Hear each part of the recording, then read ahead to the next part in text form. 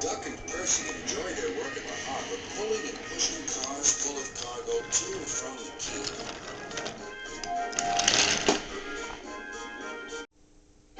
One morning, the engines were exhausted. The harbor was busier than ever.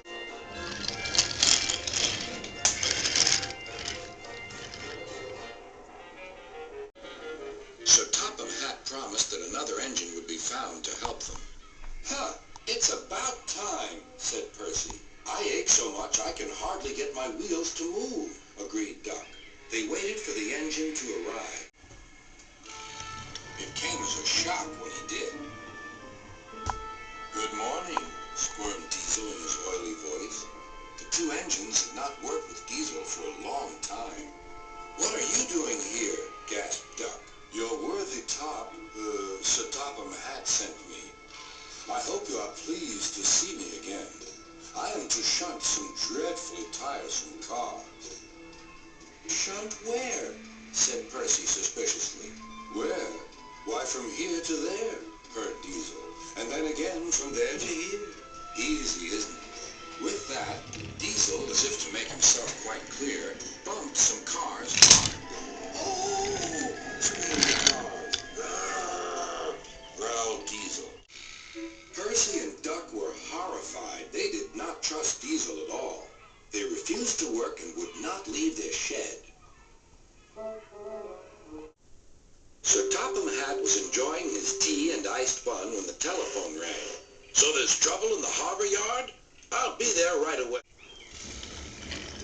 Diesel was working loudly and alone. Cargo lay on the quay. Ships and passengers were delayed. Everyone was complaining about Sir Topham Hatt's railway. Percy and Duck were sulking in their shed. "What's all this?" demanded Sir Topham Hatt. "We're on strike, sir," said Percy nervously. "Yes," added Duck. "Beg pardon, sir, but we won't work with Diesel, sir." "You said you sent him packing, sir." "I have to give Diesel a second chance," replied Sir Topham Hatt. "I'm trying to help you by bringing Diesel here. Now you must help me. He was the only engine available."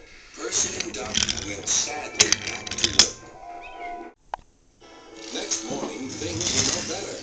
Diesel's driver had not put his brakes on properly, and Diesel started to move. He went plumb straight into Percy.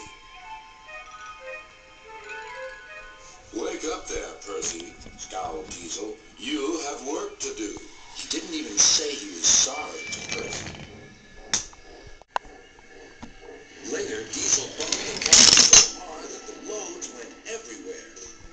"What will Sir Topham Hatt say?" gasped Percy. "He won't like it," said Duck. "So who's going to tell him, I wonder? Two goody-goody tattletales like you, I suppose?" Percy and Duck did not want to be tattletales, so they said nothing. Diesel, thinking he could get away with his bad behavior, was ruder than ever. Next day, he was shunting freight cars full of china clay. He banged the cars hard into the buffers, but the buffers weren't secure. The silly cars were sunk. Sir Topham Hatt heard the news. The cars were hoisted safely from the sea, but the clay was lost. Sir Topham Hatt spoke severely to Diesel. "The harbor master has told me everything. Things worked much better here before you arrived. I shall not be inviting you back.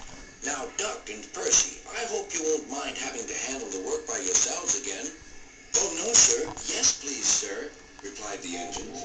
Whistling swiftly, they puffed back to work while Diesel sank slowly away.